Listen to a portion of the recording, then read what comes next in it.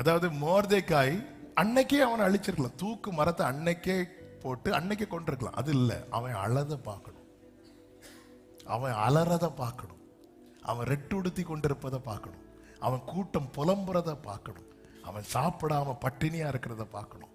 இப்படி inch by inch அவனை அணு அணுவா கொன்று சாகடிப்பதுக்காக அவன் ஒரு நாளை குறைக்கிறான்.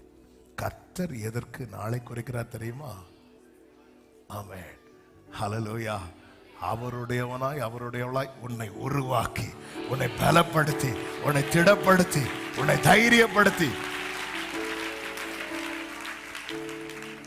ஏரோது அவனை வெளியே கொண்டு வரும்படி குறித்திருந்த நாளுக்கு முந்தின நாள் ராத்திரி. எல்லாரும் இந்த வேர்டை சொல்லுங்க. எந்த முந்தின நாள்? சத்துரு ஒரு நாளை குறித்திருப்பான் தெரியும். அப்போ நம்ம என்ன ஜெபம் பண்ணணும்? அந்த நாள் வருவதாக. ஆமே, சத்துரு என்னைக்கு நாள் குறிச்சிருக்கான்? அவன் உனக்கு 2 வருஷம் கழிச்சு வந்து பாக்குறேன்னு சொல்லிருக்கான். 2 வருஷம். ஒரு சத்தியத்தை கேளுங்கள், சத்துரு ஒரு நாள் குறிக்கிறான் தெரியுமா? அதுக்கு முன்னாடி கர்த்தர் வேற ஒண்ண செட் பண்ணி வச்சிருக்கான்.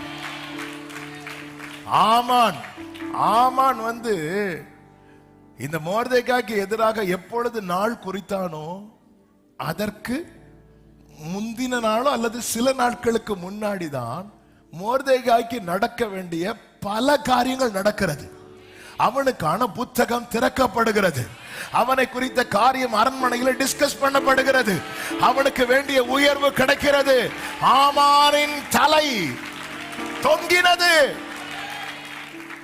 சத்துரு ஒரு நாளை நமக்கு குறித்திருக்கிறான் என்றால் நமக்கு அவன் குறித்திருக்கிற நாளுக்கு முந்தின நாளே கர்த்தர் சில முக்கியமானவைகளை செய்ய போகிறார்.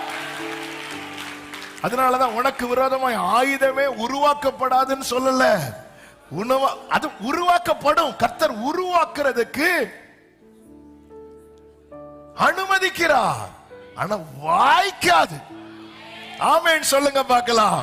ஹல்லேலூயா.